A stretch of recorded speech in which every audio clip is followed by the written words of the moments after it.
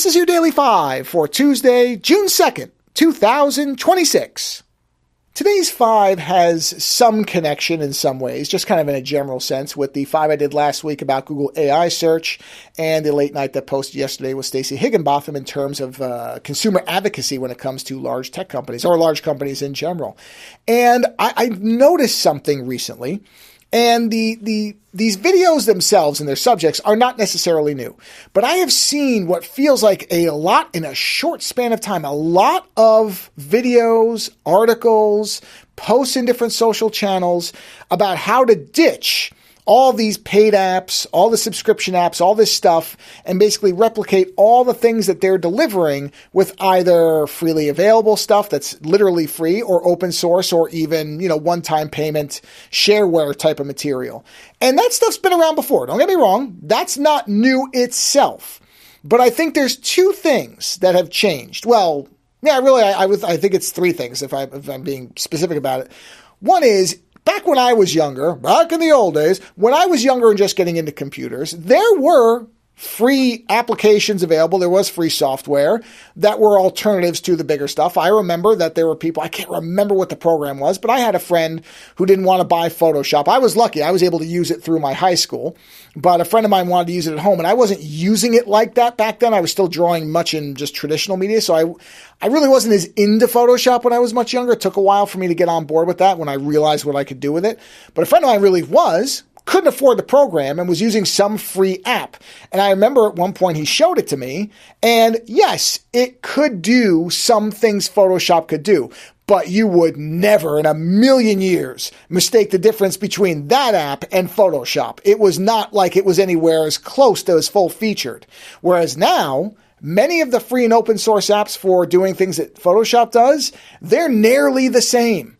And that's what I mean. That gulf between open source and free software or shareware and paid software has dramatically narrowed to the point where most people, for most things, never need to pay for something.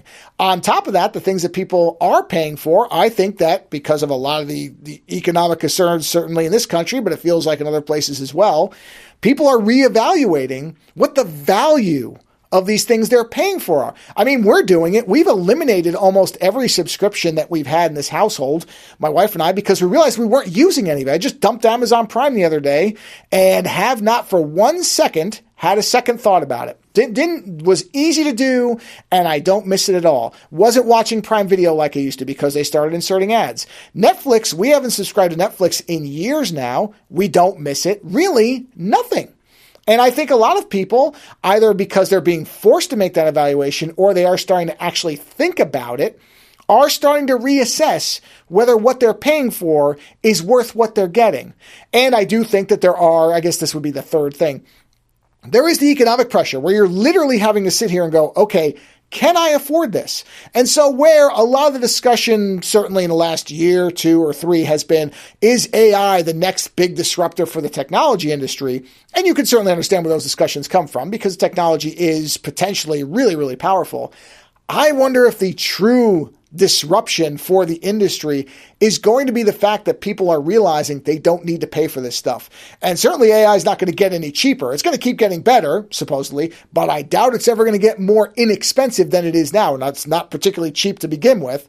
So I wonder if this is the thing that's going to change a lot, is just the realization by many people, on top of the fact that they don't like how oppressive a lot of this technology is when they're using it, which again, kind of gets you back to, okay, maybe I don't want to be involved with these big companies because I don't trust them. So all of this stuff all mixed together, because it does feel like, as I talked about in the Thursday 5 from last week, there is more of a practical awareness, even from non-techie people.